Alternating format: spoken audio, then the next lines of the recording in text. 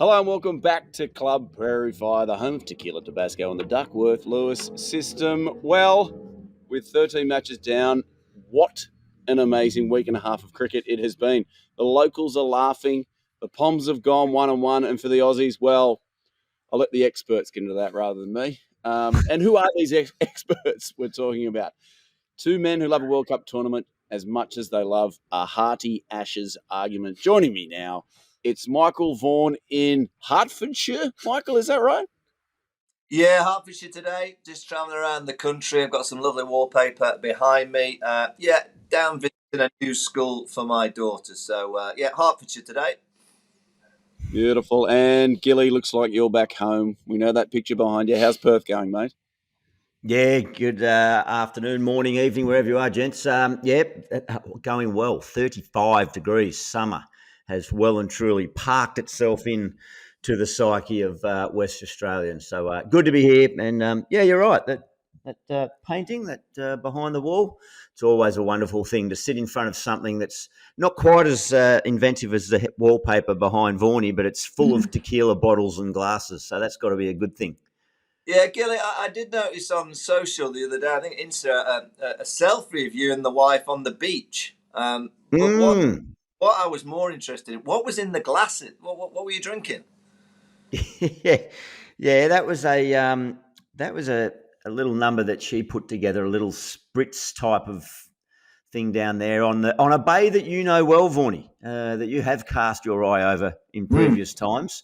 You and on a certain Ashes tour a few years ago, but good weather here, good weather. But I'll get away from the spritz to get back to the proper stuff. The El Mexicano tequila.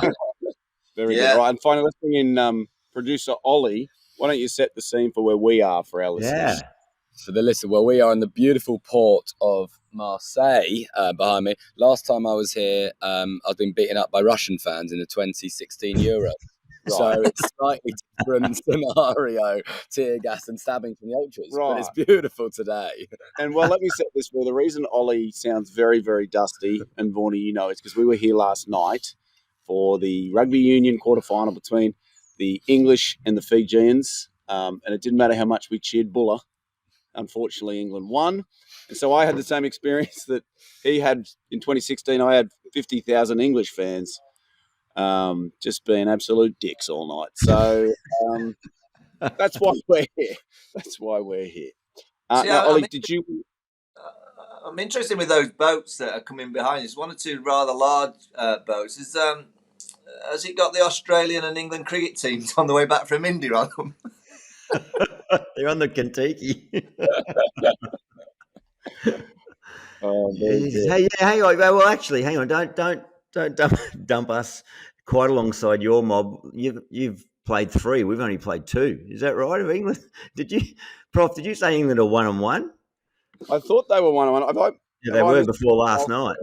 Oh well, I can't skip last night. Is that what we want to start this podcast? I need to feel England losing. Should we start there? Yeah. What do you reckon, Gilly? Why not? Yeah, let's get straight into it. Afghanistan won by 69 runs. Ooh. England all out for 215. Afghanistan, they posted 284. Thoughts? Who wants to go first? Vaughany? Well, I think the BCCI, the ICC, who are running the tournament, I think they've been very, very unfair to this England team. They played 1 round of golf on tour. Yeah. How can you expect the England golf team to compete in the World Cup if they're not going to play 4 or 5 rounds a week? I think it's skullduggery on behalf of the BCCI, just stopping this England group from playing as much golf as possible. Look, they're in Mumbai now for the week. They might get a little bit more golf in, so get ready for the performance against South Africa on Saturday. They'll be flinging, flying, and back in action. But if they're not going to play a lot of golf, you're not going to see great performances. So I blame the schedule of them not being allowed to play more golf. They've been it's a fair point. The only headline I saw, Vaughany, was Joss Butler quoted saying that maybe they just didn't quite predict the surface playing the way it would. So I don't know. Does that mean that the cut of the grass on the green wasn't right, or they just misread the slope? Yeah, they've been playing off the wrong tees. They've got to get back to what the white tees at the back. They've been playing off the blues. They'll be fine once they get into the rhythm. Let's be honest, Afghanistan were very, very good. And to see Afghanistan celebrating the way that they did, and rightfully so, I think that's 2 in 18 World Cup performances that they've won. So you could argue that they were due a victory. And they got it against the world champions. And the concern for me is England have lost 2 games now. And I haven't seen England in white ball cricket for a long time. When they lose, they generally lose quite closely. They're getting hammered. New Zealand white ball with them, and Afghanistan. I mean, they completely dominated that game from the first initial overs with the bat. And I never felt, I was covering the game for the Beeb yesterday, I never felt they were in any kind of control of the chase. And the worry for me with England is the term that I hear them say all the time, we go running towards the danger. We always go for the positive option, aggressive option. They haven't been playing in that fashion in this World Cup. It very much reminded me, I was going through all the past World Cups. 2015, I think we lost to New Zealand and Bangladesh, similar kind of performance. 2011, we lost to Ireland. 2007, we lost to everyone. 2003, we lost to pretty much everyone. 99, we lost to everyone, playing that style of cricket. This England white ball team don't play that style of cricket, so it's a bit concerning that they've got the old white ball disease of English cricket, which is to play a little bit timidly. They've got to get back on the mojo of aggression. If they do that, they've got half a sniff, but it's a long shot from here. Yeah, and absolute all credit to Afghanistan. That's not going to be the only big gun they take down, is it, in this tournament? I mean, conditions are obviously going to favour them more there, where in this particular tournament than, say, playing in England 4 years ago, of course. But Jesus, they are really ripening nicely. So firing with bat and potent with the ball across a number of bases, and it's not just the spin reliant.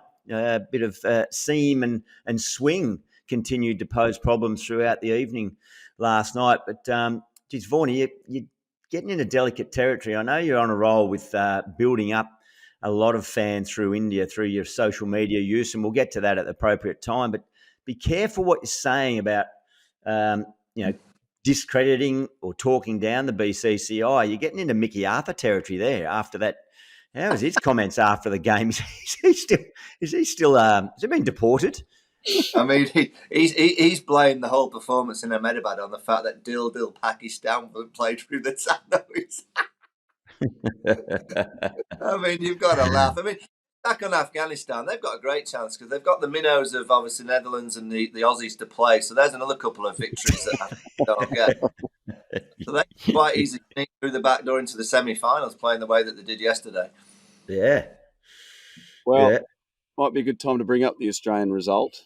Obviously, sorry, just hang on. Just before we do, if Afghanistan do get themselves into the semis, would they be the biggest dark horse, the most unexpected team ever to make a Cricket World Cup semi-final?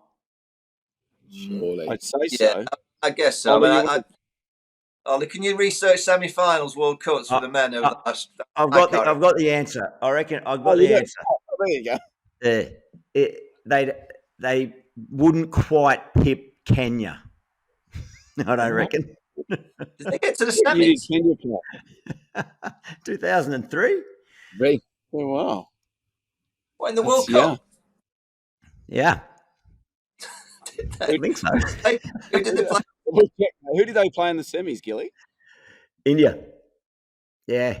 There was a World Cup where it was in Zimbabwe as well, and a few teams boycotted going there. They didn't want to get caught up in the Mugabe sort of fracas. So, and then there was a sneaky little result where they might have knocked over, I can't remember off the top of my head, probably an easy beat like England, and then snuck their way into the second round, and you carried points through, and all of a sudden they're playing a semi-final against India, I think. Have you researched that, Ollie?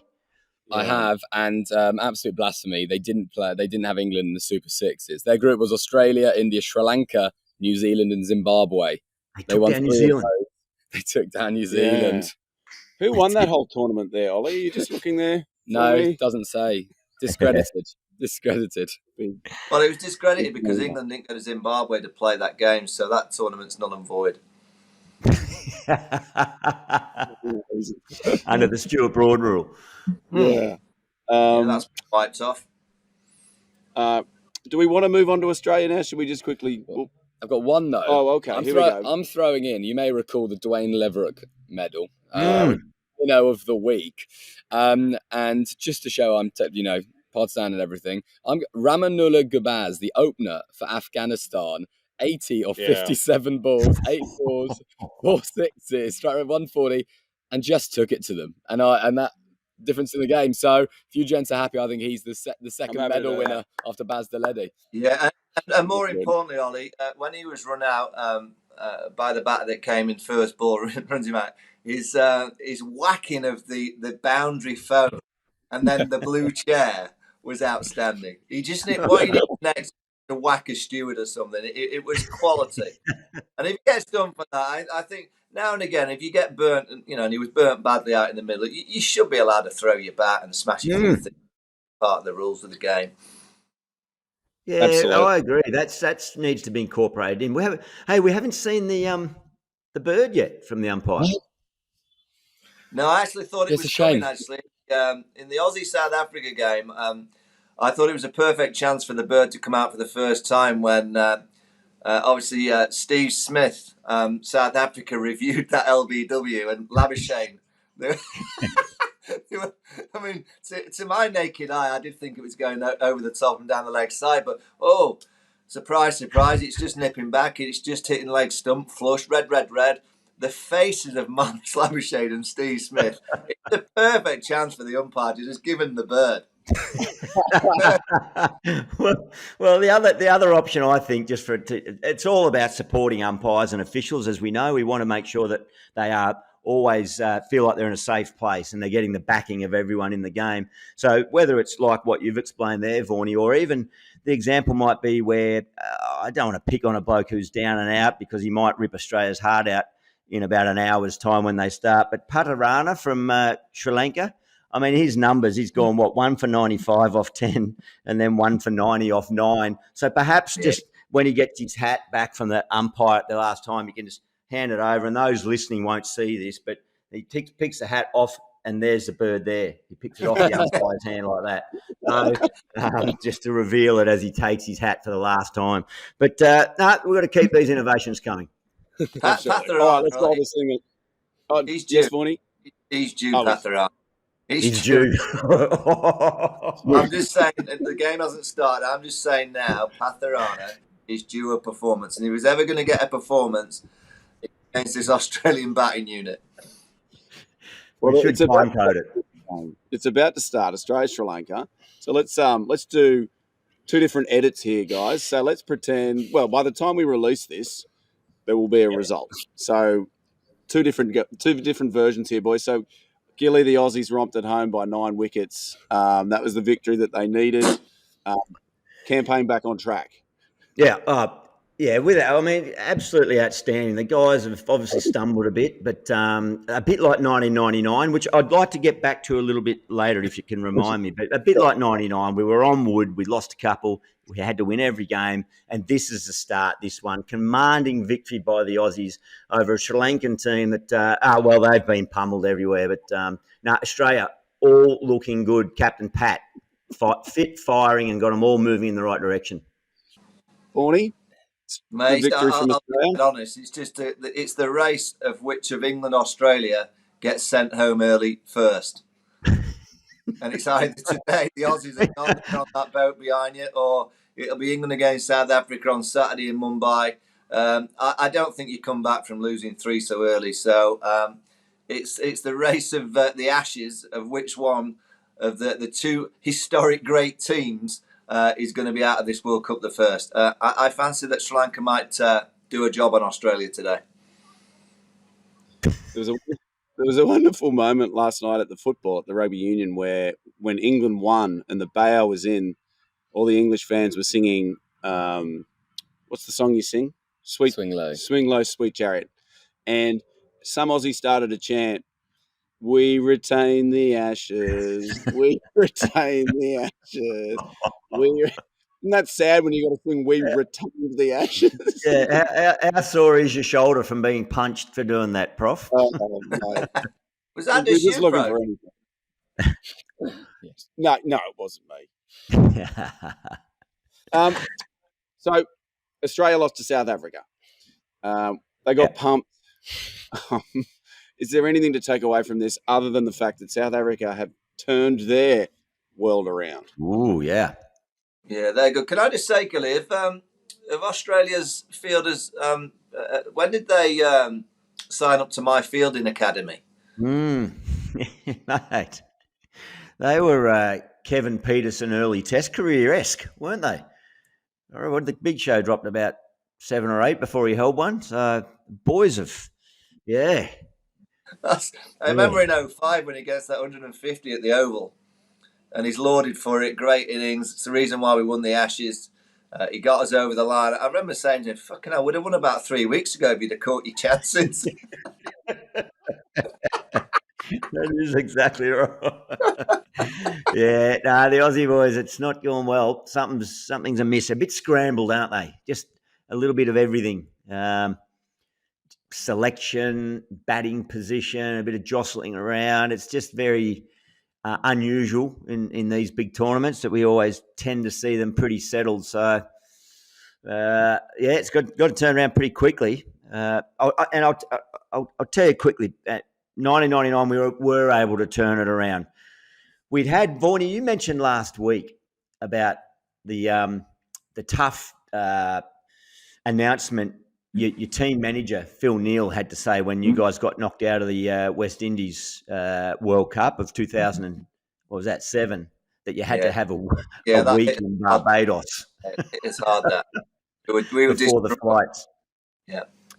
So before the 1999 World Cup, we played the West Indies in a 7-game series bilateral over there, and it finished 3-3 with a tie in there, where the crowd rioted on the field, and they just had to call it off and say it was a tie.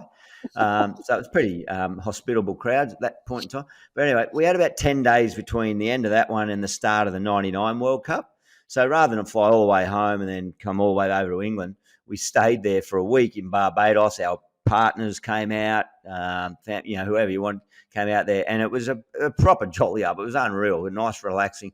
So we get to the start of the 99 World Cup, our first training session in Cardiff, and Jeff Marsh, old Swampy's coach, and he says, right, in amongst other things, we've got to focus.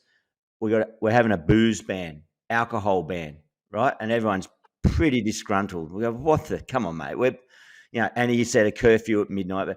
But anyway, we play our first game. We just beat Scotland, just. We play our second game against New Zealand, get pumped. Third game against Pakistan, get pumped. So we're 3 games in. We've had one scratchy win against a minnow, pumped by 2 other teams. Anyway, we're on. We cannot lose another game in this World Cup, otherwise we are out. We come up against the might of Bangladesh at Chesterley Street, and it was Tom Moody, big all-rounder from WA, who changed everything for us.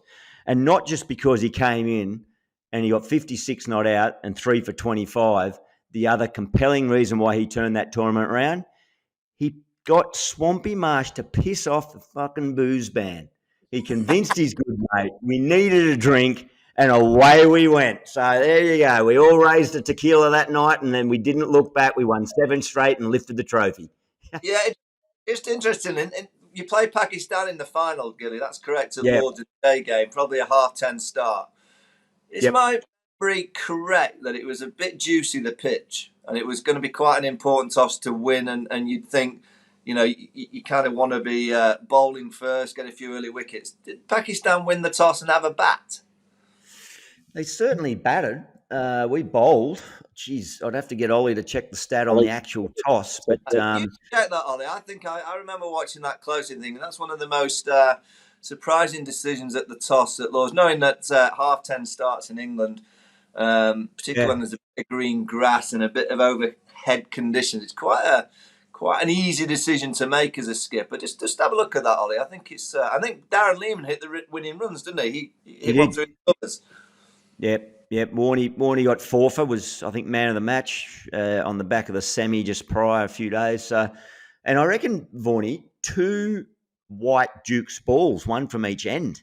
So that was a particularly challenging World Cup if you're an opening batter. But, yeah, I can see some head nodding there, Ollie. Did they win the toss, Pakistan?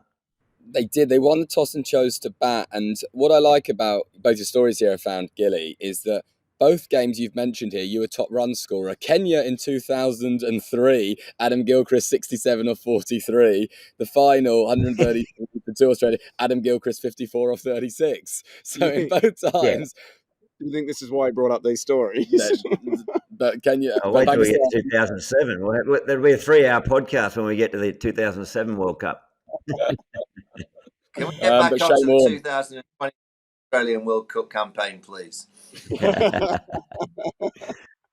Now, the other big result, obviously, India versus Pakistan. India 3 for 192, Pakistan all out for 191. Good chance for you guys to get on your Twitters and send out some love, Vaughany. Do you want to read to us your little tweet that went a little bit viral, mate?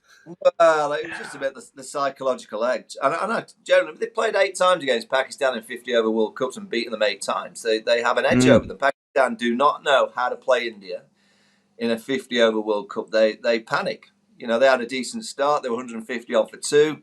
And suddenly, Bumrah produced a bit of magic. Again from the spinners. But Pakistan always, it's not easy, is it, when you're up against 130? I think there was 2 Pakistan supporters in the stadium, so they gave them 2, which was kind of the BCCI to do that. So at least they weren't, just without any supporters. But they do have a psychological kind of freeze against India. India, 2007, Gilly, did Australia... did you have any game of cricket that was close when you won that World Cup? My recollection is that you hammered everyone. I don't remember you having a close game in 07. Yeah, 2007 was, you're right, like pretty convincing. There was a big run chase that South Africa took it to us early on, but ended up probably finishing 30 or 40 short. I don't know, but they were on the money for a while. But pretty convincing all the way through. They're getting a bit of momentum up, aren't they, the men in blue? Yeah, I just feel that this tournament, it might be a tournament no one gets close to India. They're that good, and these pitches are going to suit. They've got the best seamers for these wickets. They've got the best spinners, and they have a top 7 that's very, very dangerous with all the experience and skill and know-how. I guess if you get early wickets and you get them 4 down quickly, you've got a great chance. But I don't see many teams having the skill sets to be able to do that. I just think India are going to steamroller the tournament. And something that I've actually really been impressed by, and I think is just really matured and peaking at the right time, is Rohit Sharma's leadership and captaincy, and some of his decision making and little subtle bowling changes. It's such a tough job, isn't it, being captain of India, particularly when you're coming on the back of the likes of MS Dhoni and then Virat. And people question whether he should be in the captain's position, but I reckon he's really maturing nicely, and just some little things. Something like Mohammad Siraj gets hit for 3 fours in his first over. He gives him another one. I think he got hit for another 4, or maybe his third over went for 1 or 2 boundary. But he sort of kept backing him. It looked like he was, in other times, captains and India skippers with all the pressure can have knee-jerk reactions. I think Rohit's maturing really nicely. Gilly, you're absolutely spot on about Rohit. His tactical awareness out in the middle, just managing the players, as you mentioned, Siraj, just giving him that extra over just to give him a boost. But his best move, and without doubt, the move that won them the game, and the Pakistan coach alluded to it afterwards, is Rohit obviously said to the DJ, just do not play Dil Dil Pakistan. If you play Dil Dil, they're going to win. Pakistan will win. So do not play that song pre-match. Make sure that they don't hear that inspirational song that obviously makes them play so well. We have beaten 7 times in World Cups, but if we play Dil Dil today, they're going to beat us. So that was a by Rohit. That was clever. Most captains don't think of things like that, DJs and music. Rohit is ahead of his time. KG. Now, the other team we should quickly touch on is New Zealand. who, geez, they're good at flying under the radar at a big tournament. They're a bit Yeah. They're Eight doing wicket it. victory over Bangladesh. They stay too unbeaten. boring. Are they going to get to Too the final again? Too boring. Did you say they're boring? They're just boring. Too boring. They're too boring. They're too well oiled. Like they don't surprise play well. I don't like teams that just play well all the time. Yeah. And New They're Zealand doing it again, aren't they? By the way, their rugby team. Oh, they've stuck up the rails, haven't they? Yeah, there you go. They've just flown under the radar too, if that's possible for an All Blacks rugby team. First time ever. They'll win it. Yeah. Oh, they always do. Yeah. So nothing else there on the Kiwi team, boys? They're just going to be in the final, I think. And come second? Yeah, probably. Yeah, probably. And go away with reputations enhanced. Yeah, they'll lose again, but yeah, they're just too well oiled. They're too disciplined. Everything about the operation of New Zealand, you just know it works. You know, you watch them in the field, and they're a military unit. They all just know where. There's no, when the captain, Kane Williamson or Tom Layton, whoever's captain, it's obviously a big loss that Kane's done his thumb in, but you never watch on the telly or when you're commentating and think the wheels are coming off for New Zealand. I don't think I've ever watched New Zealand and thought the wheels are even loose. The wheels never even get close to coming off. I like teams that, England, the wheels come off every now and again. The Aussies, the wheels they are off. I like things like that. They bring a little bit of a laugh. New Zealand, the wheels never come off. I agree. I was actually in the airport lounge in Singapore with them when they were on their way over to the World Cup, and they were just too polite, too friendly. They were lining up, like allowing other people to access the food and the bar, the drinks. They weren't even drinking proper drinks. They were on softies.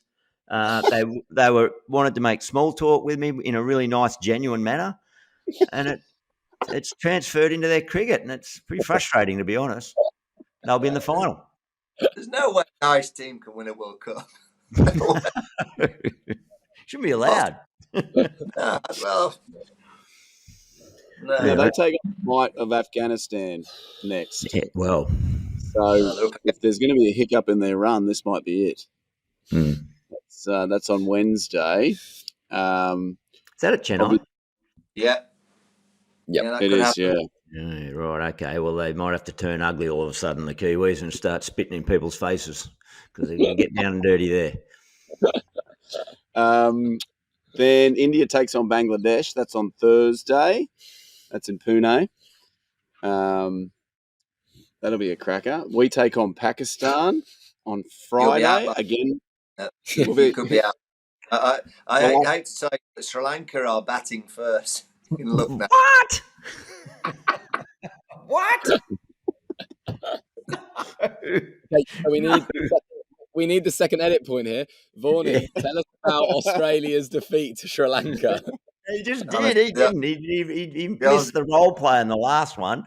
I've got to change mine. I've got to turn mine into an obituary. Jeez. I do feel for Australia because Travis Head and Ashton Agar, I think, are two players that are massively missed in the kind of formula. But let's be honest, the Aussies look absolutely shite.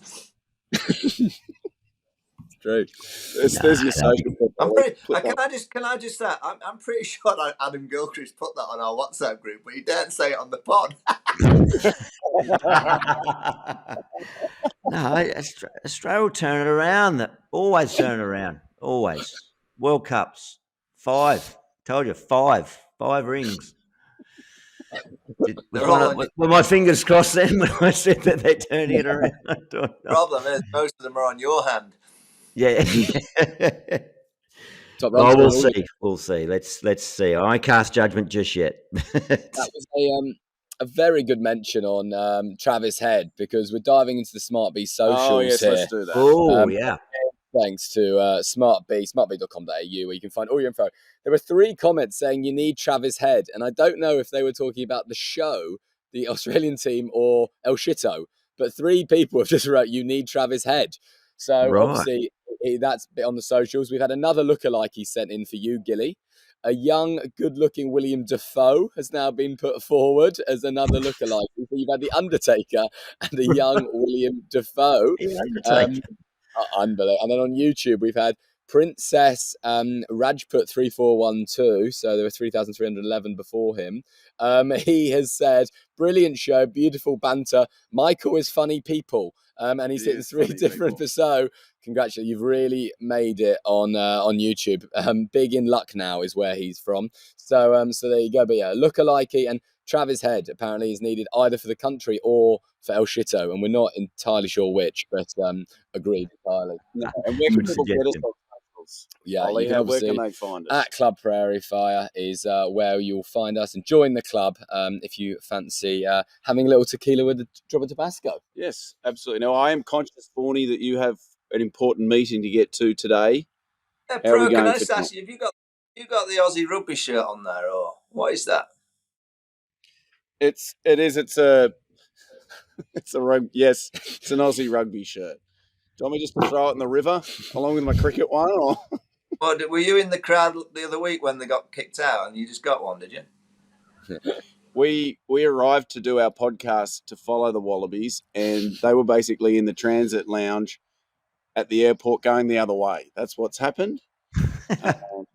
But there was one celebrity worth saying. Mr. Stuart Broad was at the game, at the rugby game yesterday, and I saw him at the game for Wales-Argentina. Again, some live Aussies have bought tickets and they've realised they're not in. So all they did was yob him the whole time. And there was at half-time, Friday, Saturday, just went, Broady.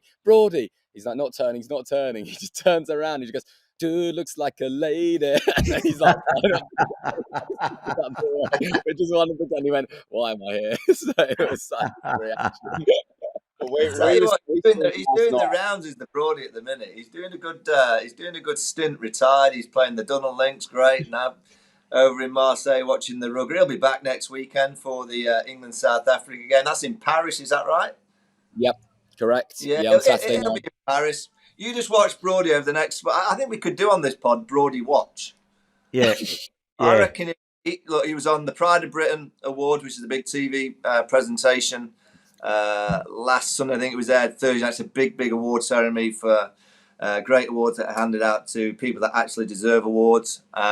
So he was at that. He's been at the Dunnell. He's been at the World Cup. I think we'll have Brody watch on this pod. I think he could appear anywhere. He'll be. I reckon if Ange Postecoglou keeps going the way, Brody will be sitting next to him in the press conference. He's getting around that much and hanging around with popular people. No, I forgot to mention it. He actually did, because he's a big Nottingham Forest fan, and on Sky Sports over here, they do a panel, which you have an individual ex-player who talks over that game. It's not live. You just, I can't remember who's presenting the show in a midweek, and he throws to the ex-player, come on, what's happening in your game? Stuart Broad, he did Nottingham Forest. I think Brentford, he did it. He was there. So that's another one to watch out for Brody. He'll be everywhere in the next months. Boys, I ran into him last night at the footy at half time, and we were all wearing this shirt, and we called out Brody. He turned around, ready for us to say something about not walking, as we like to do. But he grabbed a photo with us, and then I said, I'm doing this podcast with your mate Vaughany. Do you want to come on tomorrow? And he said, shit, no. So there you go. I think he'll come on. He'll come on. Look, he's got. I think bigger fish to fry at the minute. He's got more awards to go and be seen at, and more football. Yeah, as you mentioned, Gilly, he'll be in the Tottenham dugout, no doubt. But I reckon over the next few, when he starts to die down and he wants a little bit of a boost in his profile, I think he'll come on. Yeah. All right. Without Last doubt. report is what you're saying. Baseball. He's on baseball. That's the other one. Baseball. That's it. Baseball? Major League. Really? What's he doing? Boys, we better kick this thing along. Who's been Bazzballed? The segment that has swept the globe. Who do we think this week, boys? Anybody got a nomination? England. Go Baz. Yeah, Go Bazzballed. Go Bazzballed. Go Bazzballed. Or yeah. I've already picked on our Sri Lankan fast bowler already, and it's ominous signs because Sri Lanka, if they post a score, Padarana will get that 5 for 27, and he'll be good. Yeah, I- England topped a good dose of their own Bazzballing. Yeah, go Baz. All right. Go Bazzballed. I was going to kind of throw in there Steve Smith for his facial expressions, having seen red on that South African review. I thought that was quite a nice Bazzballing just for. But no, go Bazzballed England. Very good. Now, the only other one that we like to do is the Twitter challenge. We have mentioned it already. Vaughany, I look. I don't think it's really a challenge. I mean, it's like taking candy off a 2-year-old, isn't it? If you throw out tweets like, "What was it? India have a psychological advantage over Pakistan," and just looking for likes and follows. I noticed it's parked at about 2.4 million. Yeah. Look, I mean, I'll concede if we're going to play it like that. If we're going to play to that sort of level of stupidity, I think you're actually disrespecting the Twitter folk throwing that dung out there. But anyway, I'm not shy in saying it's all about just getting the followers. That's all it is. It's just about getting the interaction with the Indian. I am hoping they lose a game because I think I could really get to them. But I just don't think they're going to lose. I just think they're too powerful. But I just hope they have one of those moments that I can just point the finger. The BCCI might come into a little bit of questioning over the net, because I did notice the pitch against Pakistan, Ahmedabad, was the ground that England played New Zealand. There wasn't a great deal of spin on that occasion, but I did notice the game against Pakistan, there was a little bit more tweak. I'm suggesting just quietly. I don't want to cause any controversy, but I'm suggesting that the ICC aren't fully preparing these pitches, if you know what I mean. is it right that normally the World Cup host country, obviously the ICC run it, and then they set up I think what is an ICC sort of formulated local cricket committee to actually implement the tournament. But I think the BCCI just said, we're fine, we're all good, we've got this one under control. So they certainly have. Good. They're strong administratively, they got good numbers there, and they got very compliant groundsmen. So they'll get what they want as far as anyone's concerned. What interested me with England versus Afghanistan, the ground in Delhi was near on full for the world champions arriving, but it wasn't full for when India were there. Which gives you a little bit of something. Delhi, obviously like England a little bit more. Can happen. That's it. All right, hey, let's push this thing along a touch. It's time now for Ollie's trivia. Just reset for us, Ollie, how this one works with the boys. Yeah, so this is a very popular segment always, as is the Twitter challenge. That was going off in the YouTube comments. And trivia is Who Am I? So I give certain clues from 5 points down to 1 where you try to get it. The score currently is 5-2 because of Vaughany's Dawid Milan controversy, where people are very psychic until they looked at his results and they find out he keeps tipping England to win and they're losing to Afghanistan.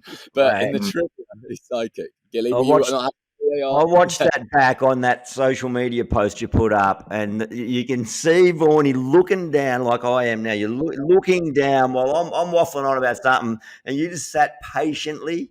Just camera is just your phone's just out of camera. You just got the numbers bumping around, the fingers bumping around, and bang.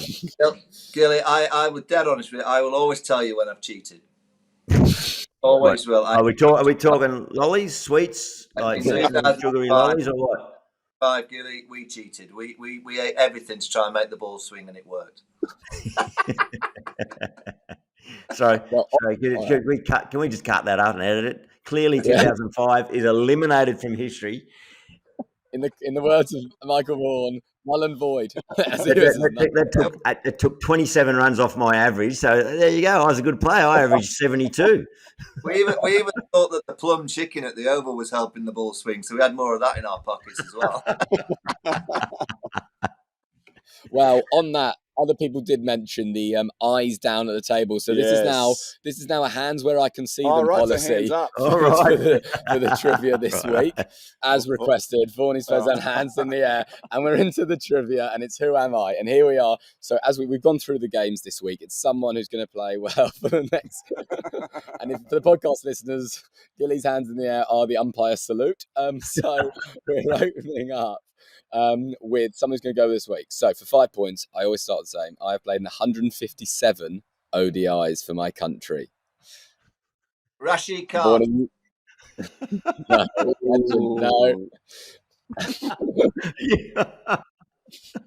Any guess? You're holding it. You can't. What are you googling with? I can see both your hands, Vaughany, but I can't see your lower half. So you're a skilled operator. We're gonna have to have hands in the air, and players are gonna have to wear a box in this quiz.